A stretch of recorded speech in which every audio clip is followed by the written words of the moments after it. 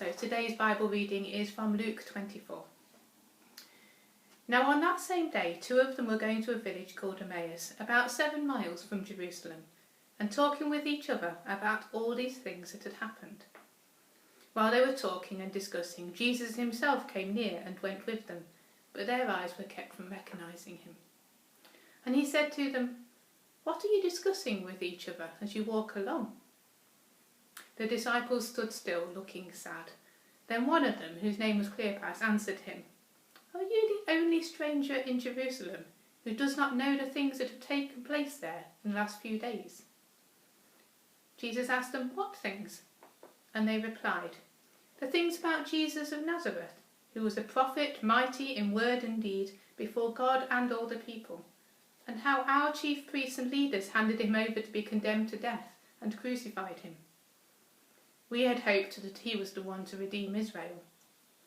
And besides all this, it's now the 3rd day since these things took place."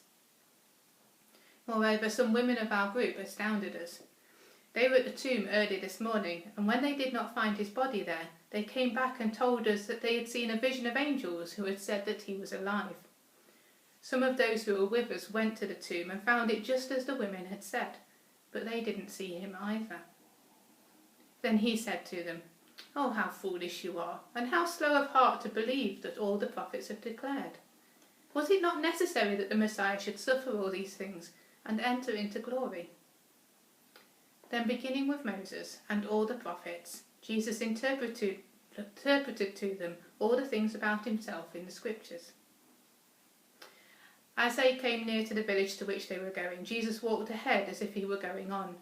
But the disciples urged him strongly, saying, "Stay with us, because it's almost evening and the day is now nearly over." So he went in to stay with them.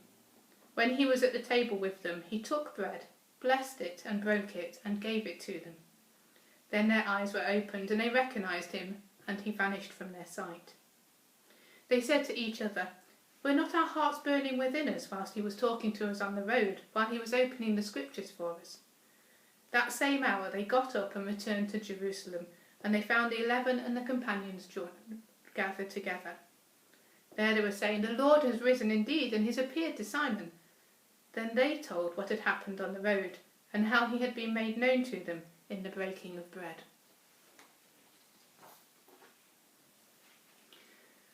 I think it's fair to say that a story that revolves around journey, inviting someone into your home, and breaking bread or sharing communion all seems far removed from our lives at the moment. But you know, those stories about Jesus staying safely at home and drinking tea and doing a jigsaw, or perhaps having a Zoom meeting whilst trying to homeschool children, they're quite difficult to find in the Bible. So we've got a story about journey, and we'll see what we can do with it today. So it starts, as we hear, with 2 followers of Jesus walking from Jerusalem to Emmaus. It's about 7 miles. And Jesus joins them and starts talking to them, but they don't recognise him. Well, we can have some sympathy, because we've all been there, haven't we? I can't be the only one who's had conversations with people, but not got a clue who they are. But this one's a strange conversation. It starts with them being almost angry with Jesus. He doesn't know what's happened, and they explain the events of the last few days to him. And then he in turn sounds frustrated with them and starts to explain the scriptures to them, starting with Moses, starting at the very beginning. They've got 7 miles to walk. That's a lot of talking, a lot of explaining, a lot of knowledge, and yet they still don't recognise him. They all reach Emmaus, and the disciples invite Jesus to stay with them, and I wonder what would have happened if they hadn't. Because it's in this act of hospitality that the story starts to tip. They could have all the scriptural knowledge there is to know, but it was because of this act of hospitality that they eventually came to recognise Jesus. Now, hospitality is a word that seems to have lost its zing. We use it today to mean welcoming and generous, and I don't want to give you a long-winded Latin lesson, but the root word of hospitality and the root word of host are connected. And host, as we know, we don't just use to mean hostess with the mostest, but host can also mean army, as in a host of angels, or sacrifice, as in the elevated host at communion. So tied up in this concept of hospitality is the idea of danger and of vulnerability. Hospitality is the difference between giving and sharing. Only when we share do we let our guard down. So not just giving to those in need, but sharing what we have.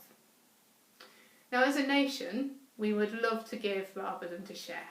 Even before this pandemic, we would much prefer to give food to the poor than to invite them for dinner. And if we're honest, as a church, we have been guilty of this for years and years. And yet now, in true biblical style, we're finding the usual order of things has been turned upside down. Those who have for many years given and served others are now finding them in the opposite place. They need us to help them. It's an uncomfortable place to be in because it's a vulnerable place to be in. But it was in their vulnerability that those disciples recognised Jesus. So when we follow their example, when we accept help or offer it with a huge dose of humility, because remember, it's about sharing, not just giving. When we do that, then like those disciples, we too are more likely to recognise Jesus.